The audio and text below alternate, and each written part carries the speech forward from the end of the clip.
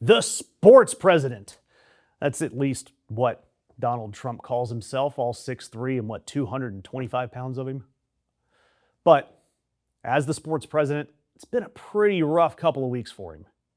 He became the first sitting president ever to attend an NBA Finals game, Game 3, Knicks, Spurs, Madison Square Garden. And Donald Trump walks in. And the Garden, during the anthem, put his face on the Jumbotron, and the building unloaded a wall of booze, a glorious wall of booze, inside the most famous arena on earth. And just for good measure, outside the watch party, they booed him too.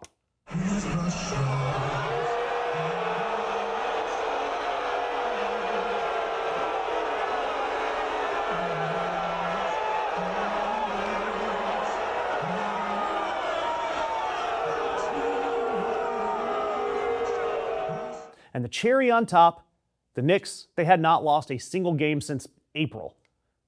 They lost that night, the one night that Donald Trump showed up.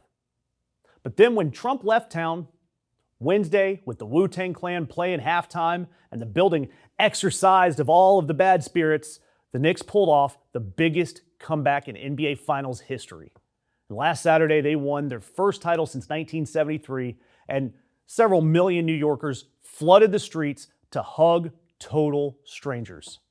The highlight there, it's hard to miss. Everything got better the moment he left. I'm hoping that's foreshadowing for our country. It started before tip-off because the city, they had to cancel their legendary watch party out in the streets outside the Garden for Trump security. Left fans furious. AOC said the whole thing was a vibe killer and said that those watch parties were the source of so much fun for everyone, and Trump killed it. Hakeem Jeffries, standing there in a Knicks cap, said that Trump always has to bring the MAGA circus into town. It doesn't bring joy. And even Stephen A. Smith, who's nobody's idea of a leftist, but you know what? When it comes to the NBA, he can at least speak loudly. He teed off on Trump too, because it's about the Knicks and the vibe that this city has going. You need to take all of your political stuff elsewhere. And then, of course, you had the UFC fight that looked trashy, featuring a slur hurled at Michelle Obama. And you had Eric Trump allegedly begging for insider gambling tips. And now you find MAGA openly lying about how many people actually watch the damn thing. Whether it's combat sports, football, the strongman Trump, surrounded by tough guys, that was supposed to be his safe turf. Basketball, combat sports. That's where a culturally dominant leader gets adored.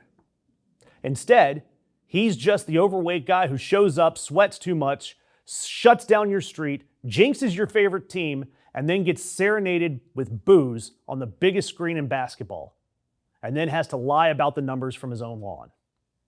And then, over at the World Cup, the final we know it lands in New Jersey next month, and he will be there on hand to hand over the trophy. And you know what? He is going to get booed. And we already know that because he got booed at last year's Club World Cup final, doing the exact same thing. Presenting the cup to Chelsea, still North London's blue, while that stadium showered Donald Trump so hard that the sound guy frantically cranked the music up so that he covered up the booing. Trump called that crowd tremendous. And then he stole Chelsea's trophy. And this tournament itself, the World Cup, the coronation that he wanted for his golden age, Dave Zirin over at The Nation called the build-up to it joyless. And in all of these cool stories that we're seeing of the foreign fans enjoying America, we also see the cruelty. Travel warnings going out to fans, immigration groups warning people that already live here that ICE is at the stadiums. And you see teams being punished for no reason. Donald Trump took the biggest parties on the planet and made all of them feel like nothing more than a border checkpoint. And his spokespeople, they say that sports are at the forefront of American culture and that the president loves them as the people's president. So yeah, the people, they booed the people's president clean off the Jumbotron, and they won't ever stop. Trump, he's losing in sports the way he is losing everywhere else. And he's losing it loudly in public while swearing that he's up by 40 at the half. So do me a favor, drop me a comment and tell me, do you think that Trump actually has any idea what's going on in the sports world? Or was our sports president someone else? Someone else that maybe hooped at the White House and gave damn good bracket breakdowns in March. Someone like a Barack Obama. Let me know in the comments.